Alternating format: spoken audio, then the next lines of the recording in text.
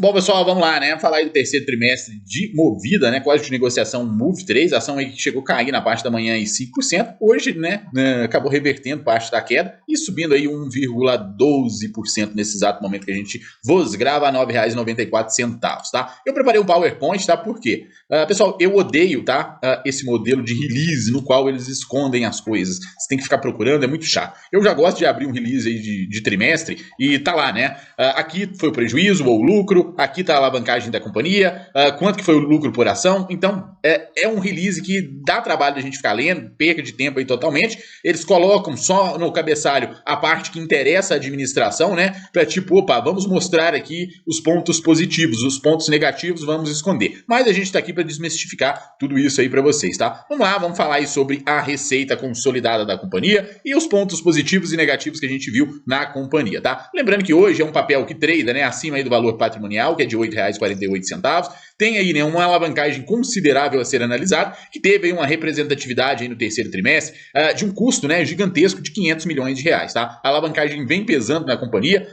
Lembrando que tudo que a gente fala aqui deve ser jamais interpretado aí como recomendação nem de compra nem de venda, né? Mas eu vivo batendo na tecla aqui, né, nesse canal, que a gente não pode comprar empresas, né, ter uma grande participação da nossa carteira em empresas que estão muito alavancadas, tá? A gente está vendo aí as taxas de juros, principalmente no exterior, subindo e dando sinal, né, que muito provavelmente vai continuar. Lembrando que grande parte da dívida hoje da companhia está em reais, mas bora lá, né, chega de conversa fiada e vamos para a receita consolidada aí da companhia. Lembrando que a gente preparou outros slides aqui para vocês, para a gente acompanhar junto, né, as partes que chamaram a atenção da gente aqui no canal. Vamos lá, pessoal, receita bruta da companhia totalizou aí 2.846 milhões de reais, um crescimento em relação ao segundo trimestre aí de 2023 de 7,5%.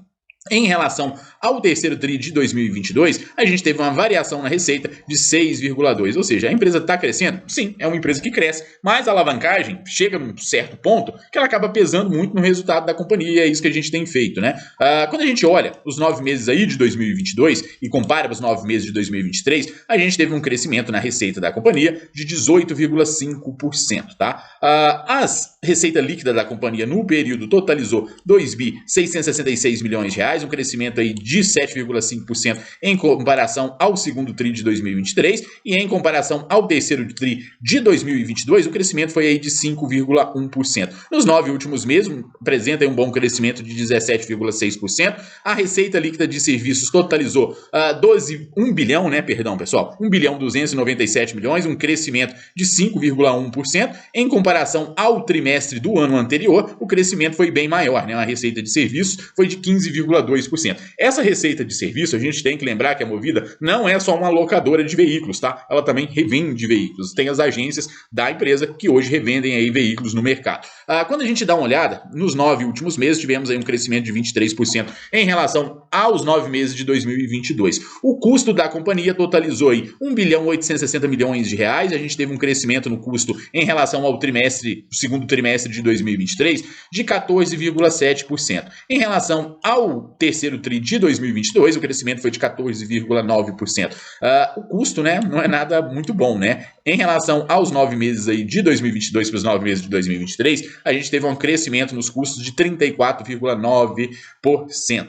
O lucro bruto da companhia totalizou aí 806 milhões de reais, a gente teve uma queda de 6%, né, em relação ao segundo TRI de 2023, e em relação ao terceiro TRI de 2022, o custo teve uma queda bem maior, né, menos 12% aí. Nos 9 meses do ano, representou aí 7,4% quando a gente compara com 2022. O lucro líquido, na verdade a empresa não deu lucro, né? A gente teve aqui um prejuízo de 65 milhões e 700 mil reais, um crescimento aí de 267 mil reais, 267% em relação ao segundo TRI de 2023, em relação ao terceiro TRI de 2022, a gente teve, né, um aumento aí de 170% aí no lucro, no prejuízo, né? Quando a gente dá uma olhada, nos 9 meses, a queda foi bem maior, né? A gente está falando aí de uma queda aí de 111%. Que lá, nos 9 meses de 2022, a empresa apresentou um lucro líquido de 538 milhões e nesse ano, né, segue aí com prejuízo aí de 62 milhões de reais. Quando a gente dá uma olhada em outros pontos que chamaram muito a atenção da companhia e nos quais estavam escondidos no release, a gente teve que ficar procurando, foi o resultado financeiro, que foi o custo aí com o pagamento aí de juros líquidos, rendimento sobre aplicações e despesas sobre juros, tá? Totalizou aí no trimestre 542 milhões de reais, tá? A gente está falando de um crescimento aí de 3,3% em relação ao segundo tri de 2023. Em relação ao terceiro tri de 2022, a alta foi de 5,7%. Nos 9 meses de 2023, a gente teve aí 28,5% de alta, tá? Ano passado, a empresa, né, teve um custo com juros nos 9 meses de 1 bilhão e 200 milhões de reais. Em 2023, a gente teve um custo com pagamento de juros nos 9 meses de 1 bilhão e 543 milhões de reais. Tá? Então, por aí a gente vê, né, os impactos que os juros trazem para as empresas, tá? Não só para as empresas, mas também para a gente. Quando a gente dá uma olhada nos investimentos que a companhia fez aí no terceiro trimestre, foram investidos em frota 980 milhões de reais. A gente teve um crescimento de 348% em relação ao segundo tri de 2023 e em relação ao terceiro tri de 2022 foi uma queda de 43%, ou seja, a empresa tem investido muito pouco em relação ao trimestre do ano anterior.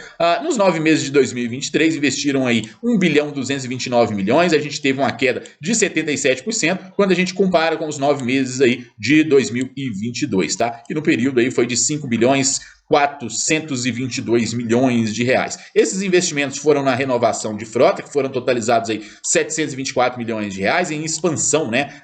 Gastaram aí 255 milhões de reais. Uma queda também nos 9 meses aí de 2023 para os 9 meses de 2022.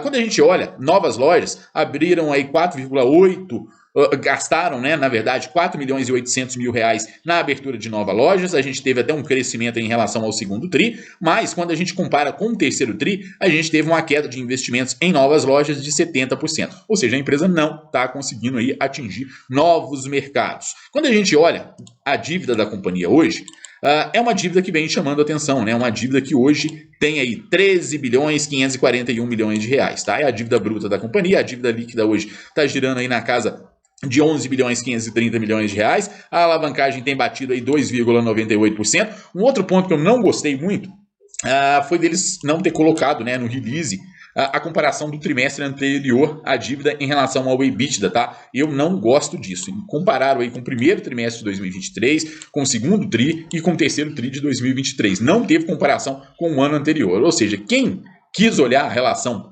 dívida do ano anterior em relação ao EBITDA, teve que correr atrás, né? Ou seja, não sou contra, tá? Ela colocar aqui o gráfico da dívida do primeiro tri de 2023 para o terceiro tri, mas tinha que ter aqui, né, um crescimento da dívida aí do ano anterior para esse ano, tá? Mas a dívida hoje totaliza aí 13 bilhões 541 milhões de reais. Lembrando, né, que grande parte dessa dívida aí está para fornecedores e a outra parte dessa companhia, o restante, né, deve ir para o mercado, né, na emissão de debêntures, entre outras coisas.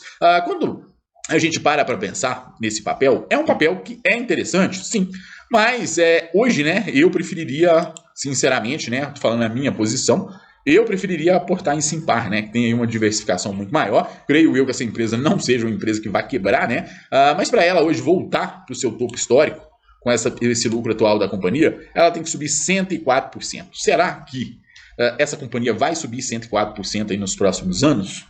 Nos próximos meses?